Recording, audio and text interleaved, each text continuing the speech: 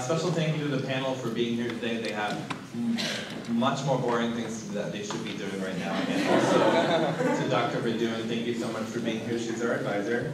My name is Ram, and I'm the president of the UCF chapter of the College of AMSA. And if you guys don't know me, then I feel sorry for you.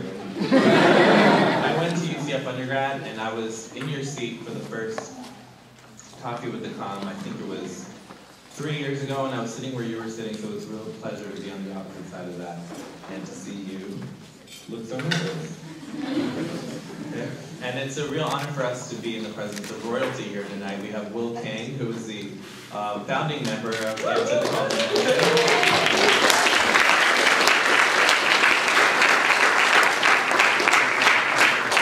And somewhere we have Lena Ning, which was the second president.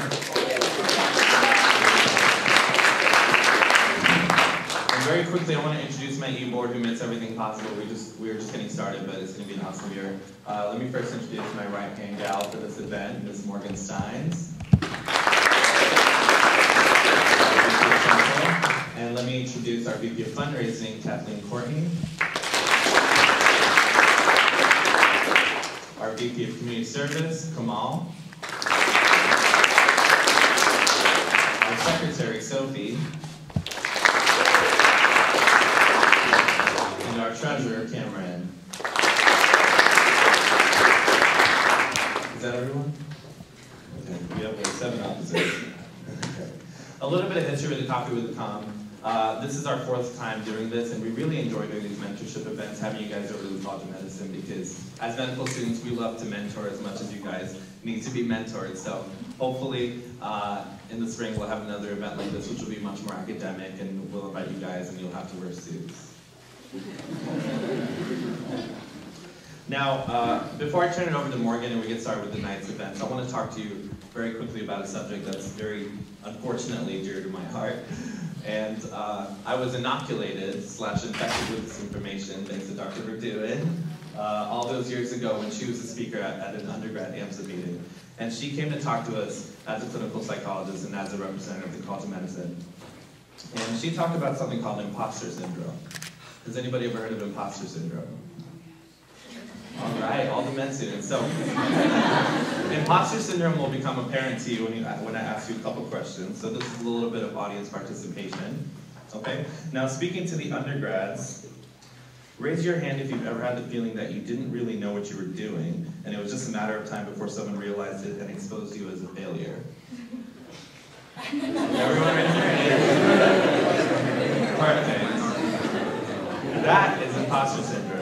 Now, just to make sure that you know that the higher up you get, the worse imposter syndrome gets, to the medical students, raise your hand if you in here feel that you are the one mistake that the admission committee made. Me too. And finally, raise your hand if you've ever been personally victimized by Regina George. Perfect. So imposter syndrome is something that we really have to hone over the years and transfer that into inspiration to do what we need to do. And just understand that the higher up you go and the more success you have, the worse it gets. So as a medical student, it never really goes away, but that's the kind of inadequacy that we deal with. So if you are scared right now, it's good, because we're scared of you too. We see ourselves in you, and you're also very tiny and very eager to ask questions. Okay? Now, Coffee with the Com is a really important event because, particularly for me, and I used it in the following way. I wanted to come to UCF College of Medicine as soon as I heard about it because it's such a pretty building, and there were other reasons as well. And so I knew the first thing that I needed to do was to get a lot of exposure to the College of Medicine, and I did that by coming to Coffee with the Com, interacting with med students. I met Dr. Verdun and a few other physicians here. And I did everything I could to get my foot in the door. And it's really important to know the business that you're getting into, because when it is that you interview in front of admissions committees, they're going to feel like you already speak the language if you know medical school. So it's really important that you're taking the first step to be here today. Okay? And here at the College of Medicine, you'll hear about a lot of things. By the way, this is the M1 classroom that we're in right now. Isn't it beautiful? Yeah, just so you're wondering. But here in medical school, we at the College of Medicine, actually here, we do a big little SIP program where we match littles with upperclassmen. And so I have a couple littles. One of them is here tonight, Crystal Crooks. There she is. And when I was giving birth to Crystal as my little, I gave her 2 pieces of advice and 1 implicit piece of advice. And the 2 pieces of advice I gave her were to only compete against yourself. And that's super, super important, because wherever you go as a pre-med and at a medical school, you're always going to feel like an imposter, and you're always going to want to look on the outside and feel like you're always the second best, if anything. So competing against yourself is the only way to go, because somebody else should not be able to set the limits for you. The second piece of advice was to relax. And I gave her a big picture of the Milky Way with a little arrow pointing at the Earth, and it said, "You are here." You know? So whatever your problem is, it's not that serious.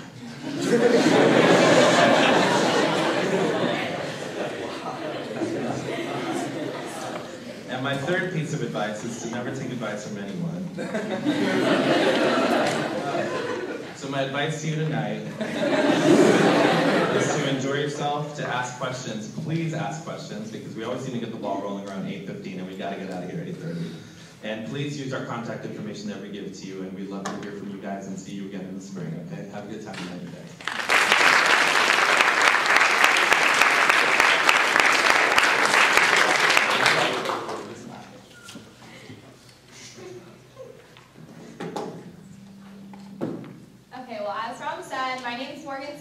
I am the Vice President of AMSA Social Events, and I want to say, as he said again, like, we are so glad to have you all here. Like, I'm so glad to see so many of you. It's a packed room, and that makes me really excited.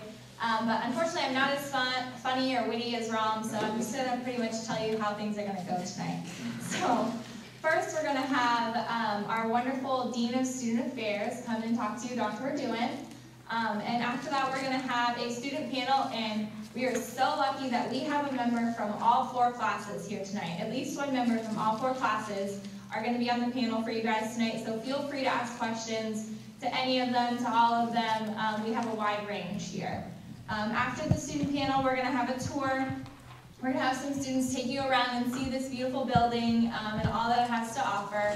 And following the tour, you're going to go to our small group room. And in the small group rooms, you're going to be able to ask more individualized questions, more questions that might not pertain to everyone, but you're really interested in hearing about. And that'll probably be like 5 to 10 of you pre-meds with two or 3 of the med students. So that's where you can ask the really detailed, specific questions. And after that, at 8:30, exchange emails with the people that you meet. I know I'll put my email on the board. I'm happy to answer any questions you guys have, whether it's right now or 2 months from now, you realize something then that you wanted to ask. I'd be happy to answer any questions. Without anything else being said, I want to introduce our wonderful Dean of Student Affairs, Dr. Verduen. Thank you.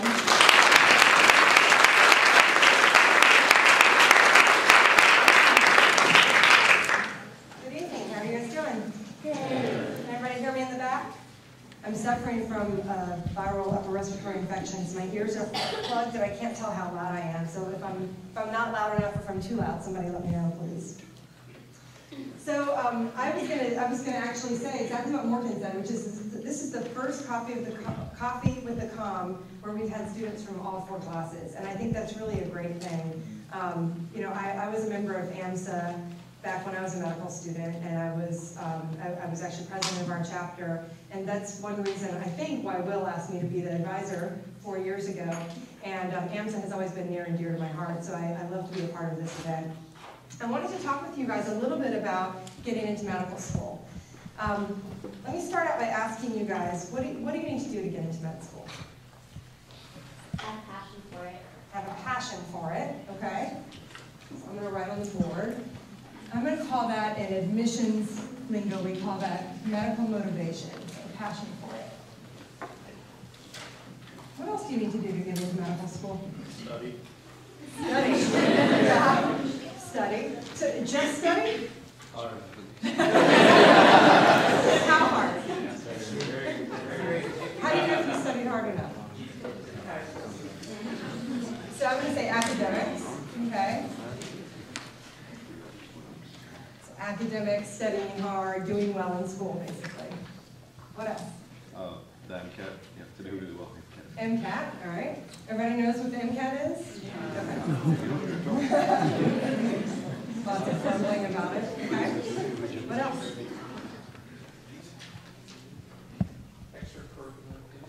Well, so give me an example. Volunteering. Okay. Shadow. So volunteerism, I heard shadowing. What else do you need to do? Research. Research, yep. Research is on the list. Be as well rounded as possible. So what do you mean by that? Like, so that you're not just, science oriented, you actually have personality. Well-rounded, okay. That one's maybe a little bit harder to measure than some of the others, but sure, we'll put well-rounded up there. Anything else? Can the med students add to this list? Sure. All right, I think diversity is really important. Like, have something that you bring that makes you special. Okay. So something that makes you special. I'm going to put that here. Diversity. Are there other things that you guys can think of that go on this list? Insanity. Leadership. Okay. If I write it here, can you guys still see it? Leadership. I think we've hit most of them. Is there anything that we haven't touched on? Someone that's culturally competent. Culturally competent. I'm going to put that in here, okay? So, is there anything on here that you guys haven't heard of or that's a surprise? Okay. How many of you, raise your hand if you think you need to have all of these things to have a good chance of getting into medical school? So most hands. How many we have? Okay, so there's 7 there. You have a question? Yes. What letters of recommendation for that? Well, so yeah, that could be there. I'm going to think of that more as part of the process, the application process, and these are the things that build up to apply. Okay? So, can you get into medical school if you only have 6 of those? Raise your hand if you think you can. How about 5? 4? All right, so we've reached the cusp where it starts shifting. How many of you think if you have 3 that you do really well, you can still get into med school? 2. So there was 2 hands. Anybody think if you have 1, you can get it? No hands up. Okay, so it really trailed off. So why do I ask that? Why do you think I asked this question? Any ideas? Yeah. Many people think that you should have like a checklist of all the activities to get into med school. However, that checklist kind of like kicks you in the butt, kind of sort of so to speak, because you probably, if you have one thing that you're really good at and you can show passion for it, then it's better than having 4 things and you're doing so-so in, you know, so. Okay, so I mean, I think that was very well said. I think often, and I'm going to speak from my own experience, having been a pre-med, getting ready to go to med school, thinking that there's a checklist and that there's a formula. If I check off the boxes, boom, I'm going to get into medical school, right? Ron, you want to say something? No? Oh, you're giving me, I'm sorry. You're giving me the 5-minute warning. So, sorry. All right, so, in reality, so let's imagine this. Let's imagine that you have gone through and you've done the check boxes. Maybe there are a few things on here that you don't really like. Maybe you don't love research, okay? It's just not your thing. Or you did a volunteer activity that was okay, but you weren't all that excited about it. But you've done the checklist. How do you think that's going to come across on your application? You did the bare minimum just to kind of say you did it instead of actually wanting to do it. Okay. From your heart. Yeah. Anybody else? Any other thoughts about how it'll come across, or when you're interviewing and you're asked about it? It won't set you apart because most people that are applying to med school have done the same checklist. Absolutely. I mean, you're exactly right. So I remember thinking, if I do this checklist, it's going to make me stand out because that's what you do to get into medical school. But in fact, the checklist doesn't make you stand out at all because everyone has the checklist. None of you were surprised by any of these things on this list, right? And so I think you'd be, imagine the other side of the spectrum. Imagine that maybe there were a few things you left off the checklist that you didn't really enjoy, but you did most of it, and you pursued the things that you were really passionate about, that you really loved. And so, I think happiness breeds success. So because you loved it, you were more successful at them or achieved a higher level. How will that go when you apply? How will that be when you're talking about it on interviews? I mean, you're going to be much more excited. They're not going to ask you, tell me about a volunteer experience, and you say, well, I, went twice a week, and then, blah, blah, blah. You're going to say, let me tell you about all these great things that I did, and how exciting it was, and your passion's going to come through. So I tell you this, there's not a magic, I remember wanting to know what the formula was. How many do I have to do? Passion times 5 of these equals admission. And there's no formula like that. It doesn't exist. But the thing is that whether we like it or not, the reality is that only about 50% of people who apply to medical school will get in. And I think if you spend your 4 years in college doing the checkbox, and you don't enjoy the things that you're doing, one, it's probably not going to help you that much because you're not going to do them well because you're not enjoying it. And two, if you are in that 50% that doesn't get in, you've spent your whole college career trying to do things, spending all of your time doing things that you didn't enjoy, and you may end up with a lot of regret. On the other hand, if you spend your time doing the things that you really love, and hopefully many of these are in that list, at the end, hopefully you will get in because you'll have a strong application and you're passionate about all the things that you did and you achieved at a very high level. But if you don't get in, you haven't lost anything because you enjoyed everything that you did and you had this passion and this zeal for life. And if medicine ends up not being the right career choice for you, then you figured out some things about what you love and you can figure out one of those paths for your future career. Now, the reason that these things are on the checklist is why. Why are these on the checklist for getting to med school? Somebody just made it up and we decided this is what you should do to get into med school? Perhaps it shows character. Shows character? What else? Med students, why are these things on the checklist? Dedication. What's that? Makes it doctors. Makes a good doctor? It lets you know a lot more about what you're actually getting yourself into. Yeah, I mean, there's relevance to all of these things. All of these things apply to medicine. So if you're doing the checklist and you find that you don't like a lot of these, medicine isn't right for you, right? So it doesn't need to be that you do all 7, check, and I get in. If you find that you only like 1 or 2 of them, that should tell you something also. But really, it's about figuring out what you're passionate about and pursuing that with excellence. I know sometimes the pre-med mindset, having been there myself, is I need a hard and fast plan, and I need to stick to that plan because that's how I'm going to be successful. But life is full of twists and turns, and sometimes the way you think you're going to go from point A to point B does not always end up being the way that the path that you actually follow.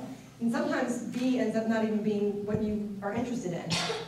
Maybe it's point C. And my own career path is an example of that. I went to undergrad at New College. Anybody know of New College? So no, there's no letter grades, which made applying to med school really interesting. So I went to New College pre-med. I was quickly turned off by the checklist and by a not so enthusiastic biology teacher, and decided to major in chemistry. And then by the end of my 4 years of undergrad, I decided I did want to go to medical school. So I ended up taking a year off to prepare for the MCAT. I ended up becoming a high school teacher during that time, basketball cheerleading coach for the high school, and ended up going to medical school. In medical school, I was certain that I was going to become either an orthopedic surgeon or a high-risk OB. Would not have done psychiatry unless it was a requirement, which it was. Ended up 2 weeks into my psychiatry rotation, realizing that I loved it. I remember sitting with a couple of my classmates and saying, "Isn't this great?" And they were like, "No." And I realized, I really like this field. I was actively discouraged from doing psychiatry. It's not quite the same anymore, but the stigma was really strong at the time. and you only went into psychiatry if you had to. In other words, if you weren't competitive for other fields. And my dean of students actually told me that I was wasting my medical career by becoming a psychiatrist because I graduated at the top of my class. And so, you know, clearly we don't need good psychiatrists in the world. So, you know, it was not a linear path. It was one that wasn't easy for me. Even once I went into residency, there were two things I was certain I wouldn't do, and that was addictions and research. Ultimately, I did both. So I've learned that I never say never, because whatever I say I'm not going to do is absolutely what I'm going to end up doing. And so my path was really non-linear. And I wouldn't change a second of it, because there's no way that I could have ever imagined myself as the dean of students at a brand new medical school. And I feel like I'm so fortunate to have the opportunities that I have today. And had I not been flexible enough to look for other opportunities and possibilities, I never would have ended up here. So I know I'm out of time. So with that, I want to wrap up, and I'll be happy to answer any questions that you guys have. Thank you.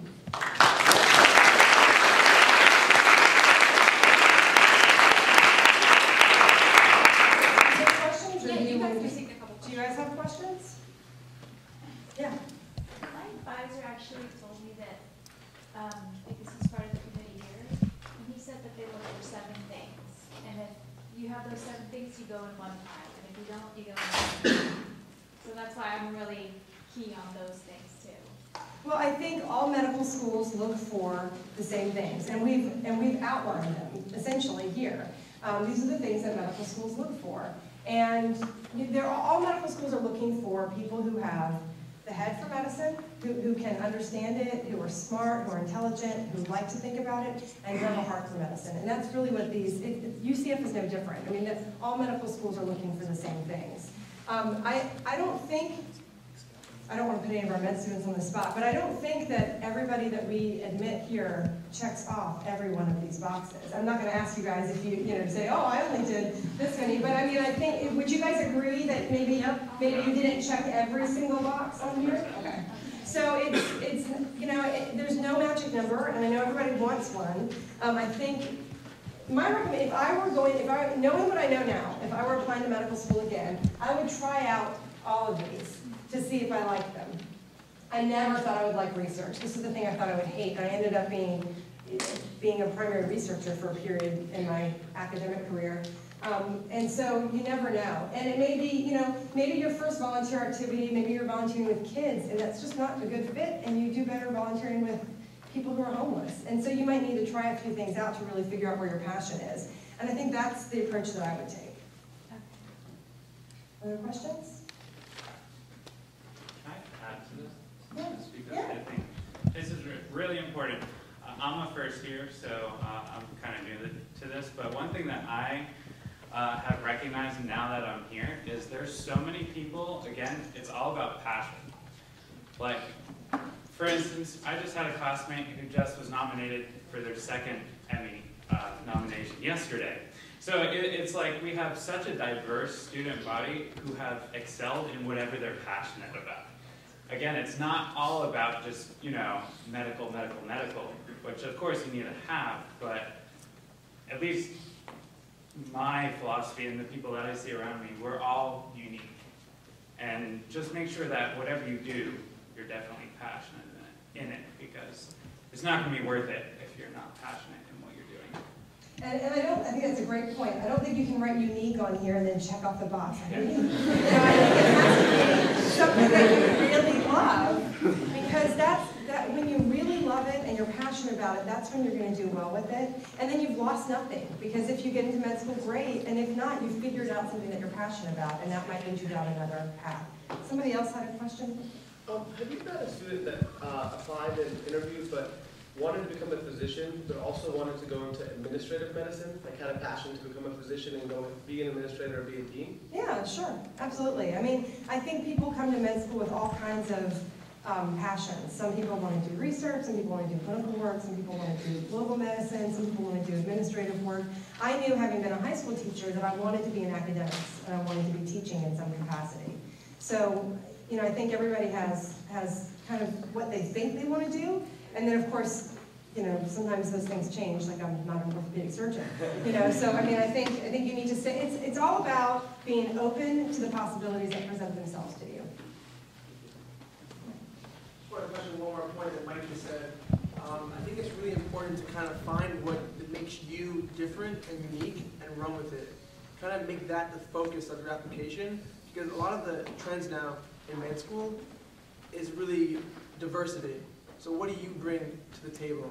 So when you write your essays and write your application, try to focus on what makes you different so you can really show that med school, hey, this is who I am, this is what makes me stand out and what I can contribute to the med school class. That's a good point. Yeah, it's not just writing about here's how I did the checklist. Here are the things that I'm really excited about. Any other questions before I turn you over to the students? Okay, well, thank you again for inviting me to talk.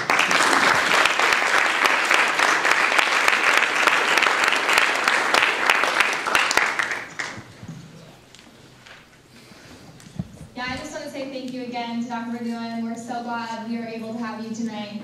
Also, I wrote my email up on the board. Starts at mes415@yahoo.com. Because I said I was going to write it. If you have any questions now, 5 months from now, a year from now, whatever. But with that being said, I want to invite the members of our student panel up here to sit in these lovely chairs. So if you could come take a seat. And so this is your chance to ask the students questions. So don't be afraid, like don't be shy. You might think the question is so weird or so crazy, like just ask it. If you're thinking it, somebody else in the room is definitely thinking the same thing. So don't be afraid to ask anyone anything. They're gonna sit in order of their classes. So M4s, our most experienced med students, will be over on this side, and we're gonna go all the way down. And then on the M1. So you can direct your question to a specific class or to anyone, and I will give them. Don't be shy, guys. Come on. Where's the question? Right. Oh, okay. So okay. So yeah. All right. This is for the 4 years, like the people who are in the 4th year. Right. So you're about to step into the real world, like real life. How does that make you feel like you're getting closer to that We still have 7 months left. Oh wait, should we do this? Can you hear me in the back? Yeah. You can't. Okay. I don't want to use this. This is weird. We still have 7 months left, so. But it hasn't you're about to Yeah. No, it's a really exciting time. Both of us are, well, all of us in our class are applying for residency right now. We're going to interviews pretty soon. So we're very, very excited. It's a life-changing time, and we're going to figure out where we're going, what we're doing, what specialties. So it's not so much scared, though. That will come, I think, after the excitement, after we get the envelope and open it. Then we're like, oh my gosh, that means I have to be responsible for someone's life for real. Yeah, but right now, it's very exciting time. Because it's strange because I mean, you've been in school for so long.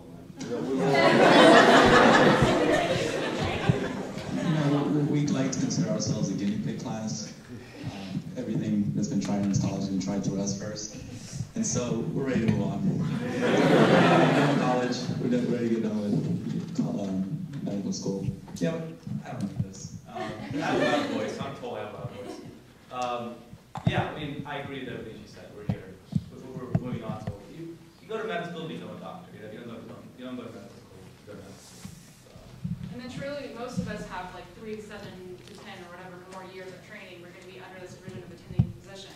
So it's not like I'm going to go out there and then immediately get my own. I'll still be an intern and then resident and then a fellow and then attending.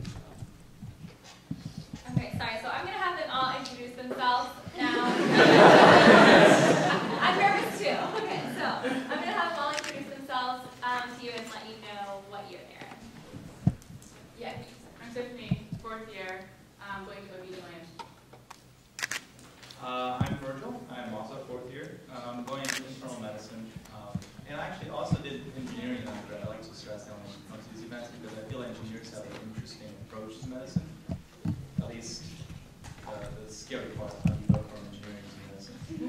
So if anybody out there is an engineer, I'd love to help you guys out because it's a unique transition. I'm an art historian, so if you have questions about that, we can talk about it later. I'm Christine Smith. I'm a 3rd year medical student. I was a psychobiology major, so I have the psychology background. and I'm interested in OB/GYN at this point. Hi, I'm Lena. I'm also a third year. I also majored in bio and psych, and I'm interested in neuro or maybe neurosurgery. I'm Deepthi. I'm also a third year. I majored in chemistry and biology and did a master's, so questions about grad school before med school, I can answer some of those. And I'm interested in internal medicine. My name is Kunal Merchant. I was a UCF undergrad, so I know Dr. White and Dr. Borgon and Dr. Igarashi. I feel you guys, I'm sorry. But I'm a second year, and right now I don't really know what I want to do. I'm AJ Abney. I'm a second year, and I was a photography major, and ended up spending like an extra 3 years trying to get into med school, and then go back to school, do all the extra stuff. So, and I have no clue what I want to do. So. Hi, I'm Diva Barrera. I'm an M1. I was a public health major in undergrad with a natural sciences concentration. I worked for CDC for 2 years after I graduated. So if you guys have questions about other careers before medical school, feel free to ask. And I'm not entirely sure, but possibly pediatrics. My name is Crystal. I went to UCF as an undergrad also. I'm an M1, hence I'm sitting in this section. And my major was M&M, like most of you, or biomedical sciences, whatever the cool kids are calling it. I'm Alex Iskandari. I was a bio major, but I did like a master's program in business and technology after undergrad. And probably want to do interested in something along the lines of emergency medicine, but I don't know. My name is Michael Messner. I am a double major in biochemistry and art. And I know I want to do something in pediatrics. It could be surgery or hem-onc or anything like that, but definitely peds. Yeah, hi, I'm Julia. I'm also first year. I did biochemistry as an undergrad, and yeah, feel free to ask me how relevant it is to med school. Thanks. I'm Diane Brackett, and I'm also an M1. I was a neuroscience major, and still trying to figure out what I want to do. I kind of want to do everything, so thinking internal medicine, family medicine, something like that. Okay, so now we'll see questions. Okay, up front. Yeah, I had a particular question about the interview process. Did you guys find anything surprising when you guys were being interviewed? Like, did they try to get you off guard with anything? Was it pretty standard? Well, I only went to 3 interviews because I got accepted into UCF pretty early and it was my #1 school, so I turned down all the others. But one interview that I went on, it was a closed interview, and for me that was the most awkward interview because, oh, do you guys know what a closed interview is? Yeah, it's where they don't have any of your information. People who are interviewing you know nothing about you besides your name. So it was really awkward because it was my first interview and I was nervous and there was nothing for me to do but sit there and grin like a loon because I had no idea what to say in the conversation. The other 2 interviews I went on, which was UCF and FSU, they had open interviews where, well, FSU had my grades and my GPA and my MCAT and all that good stuff. UCF, they didn't have my GPA and MCAT. They just had all my background information previously. And then just asked me questions, and we chatted. And the other 2, even though there was stuff, like I guess everyone has on their resume that they don't really want to talk about, because I had it there, it was a jumping off point. I could discuss it, I could explain it. But I didn't like the closed interview. Didn't like it. Yeah, to tack onto that, I think it's very institutional dependent. I had some really weird interviews, and some that were really conversational. Here was really straightforward, conversational, why do you want to do medicine? Tell me about yourself. But one of them I was cross-examined by a lawyer.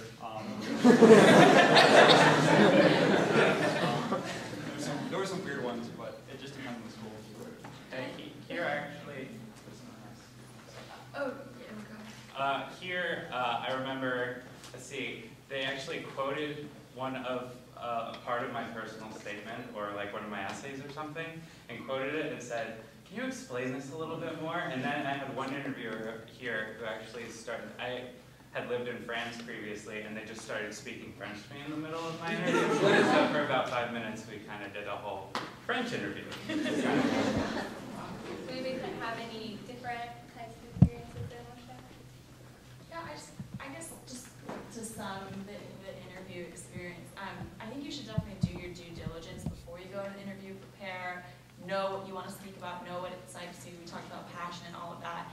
And as you see, there's a lot of diverse experiences. I had some pretty diverse experiences too. You're not always going to be interviewed by a physician. You might be interviewed by a researcher or a PhD, or there's a variety of people. So as long as you know what you want to talk about, you're confident in yourself, you'll be fine, and just relax. And at that point too, the school is clearly invested in you because they want to interview you. So there's still a bit of pressure, but you'll be fine. Can you just add a quick advice? When you go into interview, remember there is a reason why you're in that seat. They picked you out of lots and lots of people. You're there to show them who you are.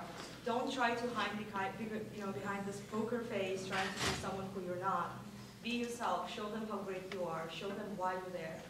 This is the main. Yeah. So somebody in our class wrote their personal statement about how they're really into motorcycling and stuff like that. That's not exactly something that most people would write on a personal statement, because you might think it could be polarizing or something, but she has a good point. Be yourself.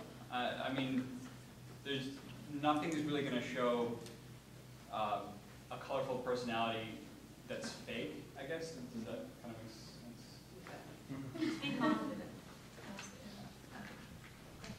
More questions? Don't be shy. There's so many things you can ask. Yeah. What if, I guess, the one thing that you love most about being in med school, the one that you hate?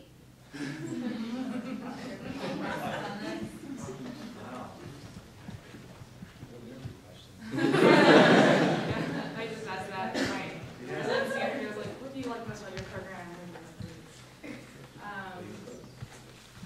What I like most is taking care of patients, being with the patients. Definitely third and fourth year really make med school awesome.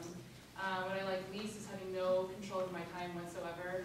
In some rotations, you just cannot promise your friends or family to be anywhere, because you might be scripted and stuck in a case, and you can't. There's nothing you can do about it. It might be, if you're on transplant, you might be flying to Mississippi to get an organ. There's nothing you can do about that. So just the scheduling is rough. But other than that, that's it. There's nothing I hate about it. I agree with her. It's a time devotion. It's a lot, big commitment. I think you're sacrificing a lot to go to medical school. So if anything, that's everybody's bummed out about that. Your ability to maintain relationships can be hurt by 4 years. You're committing to 4 years, if not more, to your medical education. But what you get out of it is it's why I wanted to go to medical school. Really, it's this inner feeling of why you want to be a doctor. I can't really describe it, which is why there's 7 characteristics out there.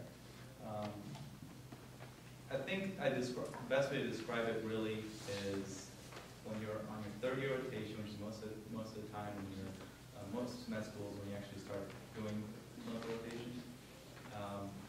When you actually get this spark and you know, this is it, I'm going to be a psychiatrist, or this is it, I'm going to do surgery.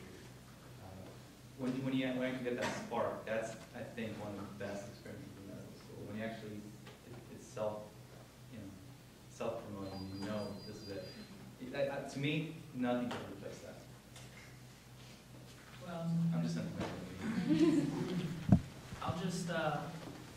I'll say that the thing that I think I love the most about medical school would be the exact same thing I hate the most about medical school, and that's just part of the game. In medical school, I mean, there's a reason that they have this list back here that you feel like you need to complete, and a reason why interviews can be bizarre processes, and some of them can be easy and some of them can be ridiculously hard. I had one interviewer who turned off all the lights and did the interview in the dark. She had an eye thing or something, and it was weird. I didn't get in there, by the way. But I mean, what I love about medical school is that it is a constant series of things where you tell yourself, there's no way I can do this. Like, there's no way I can get through this class and learn this much stuff. And then you'll get to something even harder, and you'll say, there's no possible, and yet every single time you'll find yourself accomplishing those tasks, which is exhausting, and it's miserable, and it's hard sometimes, but at the same time, it's the most rewarding thing in the universe, and it's all relevant. You're no longer, you know, stuck in undergrad going to some basket weaving class to fill an art requirement, you know? Like, everything you do is what everybody else is doing, and it's all relevant, it's all important. And you just get to the end and you say, man, I did that. Like, I just got through HB1, the first module at school, and it was so hard. I just learned like an entire 5 classes in undergrad, you know, a semester worth of information in about 4 weeks. You know, that's after the first test, that's about how you feel. Actually, they just finished HB1 here a couple weeks ago. I mean, it's hard, and you get through it, and you feel amazing, but sometimes in the middle of it, it can also be the worst thing ever. And I find that to be true of almost anything worth doing in life. And so, like, I mean, that's something to take with you while you go through this whole application process. It's just as hard, and it can be more, I think the application is more humbling than anything else you do in medicine, because when you go through that whole med school application, you're constantly telling yourself you're not good enough to get in. Nobody's going to care about you. You did your person, every time you write your personal statement, you're like, this is awful. And you just want to burn it and throw it away and just give up on the whole thing. And yet, in the end, you know what? Med school's finds you, and I hope all of you will get into where you would like to go. And, you know, it's sort of like that. Does that make sense? Yeah. Okay, good.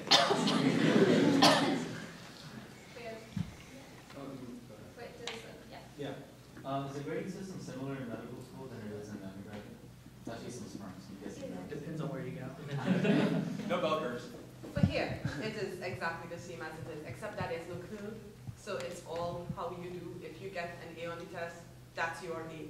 There is no somebody got a 90 and that's an A and they messed up the curve for everybody else.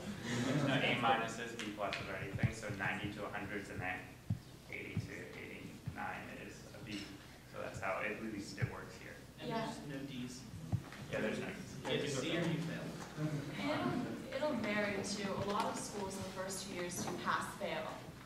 Here it's different. You have letter grades, so there's variability depending on where you're looking. But be aware that some schools do pass-fail, but they also do a caveat of pass with honors and pass with, so it's still a ranking system, even if you don't, you know, get an A or a B as it might be. At the end of the day, still do your best on it. Oh, we can do I'll just make a comment about 3rd and 4th year and the grades. You know, in undergrad, it's A, you want to get A's and B's, not even B's sometimes, you want to get straight A's. And 1st and 2nd years is exactly the same, and you feel like when you get to medical school, you leave college, and you leave everyone that did not get into medical school behind, and you join the cream of the crop. And it's really easy, you'll get to medical school, and it's really easy to get discouraged and get intimidated by all the talent that you're surrounded by. And that's kind of like a love-hate relationship that I have with my classmates, is that they are so talented, but they push me to be my best. And the reason that's relevant to the grades is because I really hated the grades the 1st and 2nd year because I feel like I'm not the best test taker. I took the MCAT twice. And some of my classmates took it 3 times. So, you know, if that happens to you, it happens, you'll get it, you can still get it in medical school. But when you get to 3rd and 4th year, what ends up happening is that your evaluations by your attendings are worth more than 50% of your grade. And the shelf, like we like to call it, the national boards, that is like more of the grading multiple choice that you're used to, ends up becoming 20% of your grade. So if you're like me and you're a very well-rounded person and you're a very good people person and you get discouraged the first 2 years, when you get to 3rd year, your time will come.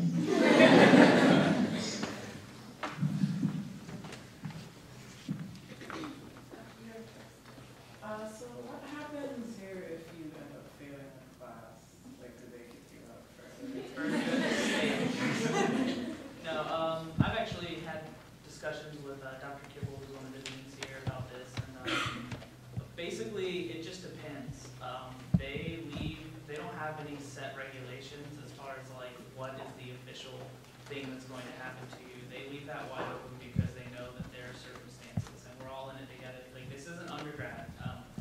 undergrad is you barely know half the administrators or people in charge. Like, you don't know anybody who's in charge except for occasionally they give a speech or something. Here you know the administrators, and so they want to leave it open. If you failed because your dad was in the hospital and then your wife had 3 babies, you know, like, they're going to be like, okay, well, let's help this guy out. If you failed because you just didn't give a crap and you failed 2 things in a row, they're probably going to make a different decision. But right now, it's basically, they grade you in competencies. And so if you fail a competency, you can still pass a class. They might make you remediate. And so a lot of it is remediation unless it shows that you have a pattern of not doing well. And then they will go, and there's committees. So no one person will ever kick you out of school. There will always be people who have your back and advocate for you. And they'll be looking to see, is this a legitimate thing that went wrong, or is this, you know, is this person just not care and they don't want to do well, or are they just not prepared for med school like we thought they were? But they pretty much review everything here on an individual basis. I can't speak to other med schools, but that's how they work here. Yeah, so considering that UCF's obviously a newer program, do you guys think there's any drawbacks to like being medical students in a newer program, or like going to more traditional? I mean, obviously they were the guinea pigs, right? Yeah, But, I think they probably. maybe like, you know, with the newer classes, do you guys feel like you're still guinea pigs? Well, comparing to more traditional programs. I'd start with them though, because Yeah. they're like, Sure, I think okay. that. Yeah. Well, I think all of us know that it's fun being a medical student, but the point of medical school is to graduate and become a doctor. And so the goal is to obtain a residency of your choice that you want, and a specialty that you want, because some specialties are a lot harder to get into than others.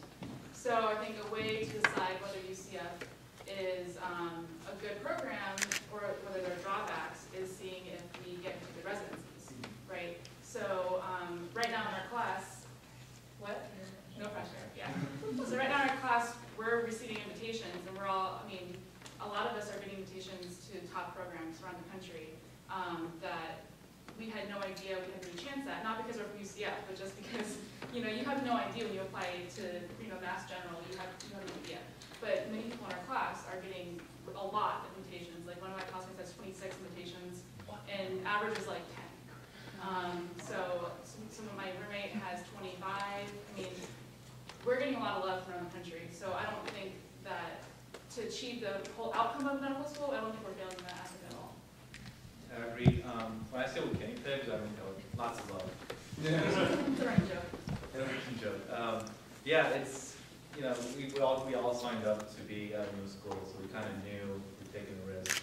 So for our class especially, I'm sure for you guys, there's a little, you know, nervousness because we're in a new school. But by and large, our class, we're getting equal dibs at a lot of well-known places. So what it comes down to, for a lot of things, in coming out of med school, a lot of people everywhere, everybody's a good med student because you're already competing top. Everybody's top 10% of the undergrad. Everybody does well in medical school. Everybody has a good recommendation unless you're just a nice person. And so what it comes down to at the end of it, a lot of it is board scores. A lot of it is the objective measures. And so, do it on that, you know, so far. That's kind of, again, just like getting into medical school, it's a complicated process. There's 7 things. Getting into residency, it's a complicated process, not just board scores. 70 things. 75. And the other thing, just really quick, is like being part of a new school, we're able to start a lot of things here, like AMSA. This event, you know, that was started by me, Virgil, and 5 other people. Like being part of a new school, you get to be a part of a lot of building foundations and changing things and being a pioneer. And so if that's what you like, then maybe you should look for it. You should look for it in your school. I'd like to add on that. So most medical schools are not as new as ours, and they are very well-oiled machines that kind of spew out pretty good doctors. The amazing thing about this school is not only are we molded into physicians, but we mold the school. That, to me, was the biggest selling point. Dean German, when she spoke to us in our interview day, I remember her telling me she's friends with the dean of Harvard Medical School, and he was actually in one of the founding classes at Mount Sinai. And he said that if it was not for going to that school and having the opportunities of a new school and being those founders, those innovators, really radically changing the school as itself, he would not be where he is today. And for me, that opportunity and to see all the opportunity and potential at this school, it was a no-brainer for me. So.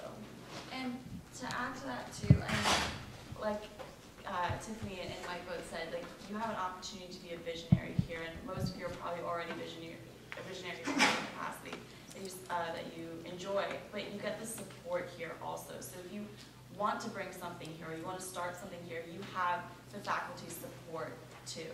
So that's an important thing. Also, we're adults here. I mean, med school is what you make of it. If you can go to the worst LCME accredited medical school in the country, and you can go to the best. It's going to depend on what you do while you're there. That's going to tell you whether or not you're going to get in somewhere. If you work hard and you read, anybody can buy Robbins. Every school, every med student in the world reads that book, and that's like the basis of your first. Like anybody can get those books and study hard, and it's just based on you and what you want to do, how well you're going to do in medical school. All of these physicians here, they're here to facilitate us in real-world applications, but it's really up to you how well you're going to do and how many opportunities you have to go seek those out yourself. Like med school allows us to get cooler stuff because we get to start things, but we have to start them. And it's the same at any other school. If you want to do something, you have to go do it, and nobody's going to do it for you. It's a very liberating, and also it's a lot of responsibility to take on your shoulders. So we'll take one more question in a large group panel, and then what we're going to do, so after this question has been answered, we'll have a 2-minute potty break, so everyone can go, and then we'll have the tour. So as soon as this question's over, if I could have everyone who's going to be giving a tour come down here, and I'll give you your list for the tour and where you'll be starting. And then so as soon as you guys have your 2-minute break, just come back here, and your tour guide will come and take you around. Okay, so for those of you with a master's degree, how does it help you in medical school? So I have a master's in physiology, and it helped me a lot my first 2 years as far as time management. When you go to grad school, mine was a research-based program, so I did research and taught classes and took classes myself. So it taught me a lot about how to be disciplined when it comes to studying and prioritize. I think it also helped me figure out how to study better than I did when I was in grad.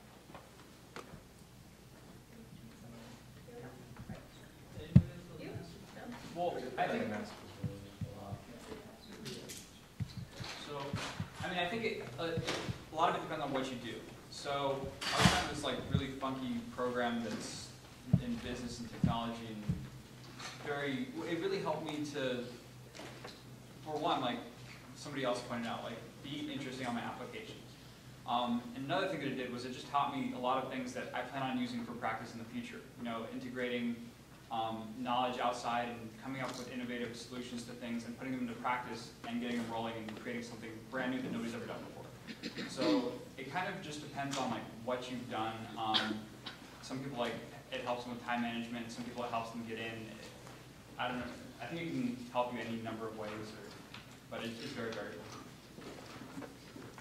Okay, so with that being said, if anyone up here on the panel has any closing remarks that you want to say, any advice that you didn't get to say, any other questions, I'll leave that open to you guys.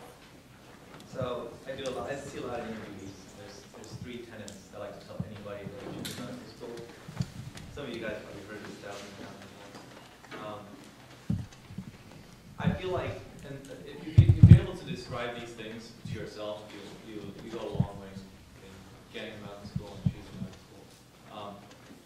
One, I'm going to really short this. I'm going to flat off whatever. Go to school that you really want to go to. That's the first thing. And these are bland, but again, really think about them of the cycle.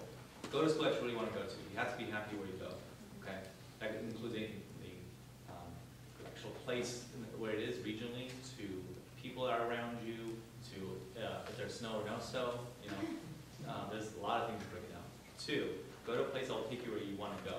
Okay, I believe that's if you want to do academia, go to a place that's heavy in academia. If you want to do primary care, you go to a place that has primary care. If you want to do orthopedics, if you're crazy enough to go to orthopedics, go to a place that will have that kind of training. And then 3.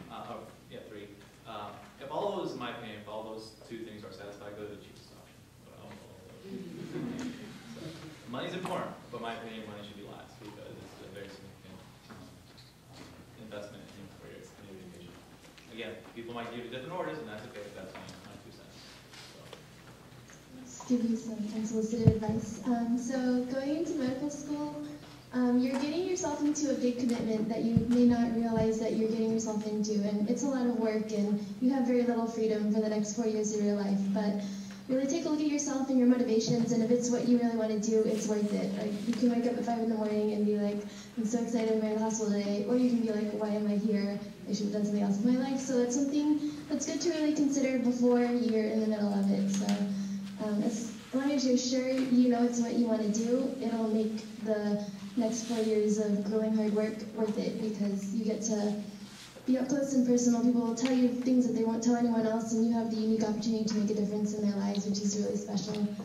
And as far as choosing a medical school, each school has a little bit of a different personality. We touched on that a little bit, talking about UCF being a new school. So if you're looking for a school where you have a chance to make a difference, where people will respond to what you think needs to be changed, going to a new school will be a good fit for you. If you want a lot of structure, you want something that's proven and they have a good reputation, you can go to somewhere that's been more established. So look at the student body, look at the faculty administration, and see what their personality is like. And I think how you fit in there is a big part of whether or not you'll be happy with where you go to school. I was just going to say one final thing too. I think my biggest piece of advice, because you guys are all still in your undergrad and you will be applying and all of that, is don't get discouraged and don't let other people's opinions influence you in a negative way. I mean, people will have all different kinds of experiences with medical school and applying. There's a lot of negativity, and hopefully you'll find a lot of positivity too. So just don't get discouraged, and know that you have a place wherever you end up, and just put all your positive energy towards it. Don't need a powdered sugar donut before you talk to a large group. So my piece of advice is, by being here tonight, you guys are already, on the right track. I wanted to do pre-med. I didn't know till my junior year, I think. So you guys are here. You're already on the right track. So keep going. It looks like a long road ahead, but it's definitely worth it. I want to thank you all for coming tonight. I want to thank our panel. There's still a lot more time for questions when we get to the small group session, so don't feel like you missed out if you weren't able to ask the question you wanted to now. You'll have a chance for that after the tour. So go ahead, take a quick bathroom break, and come back here in about less than 5 minutes. So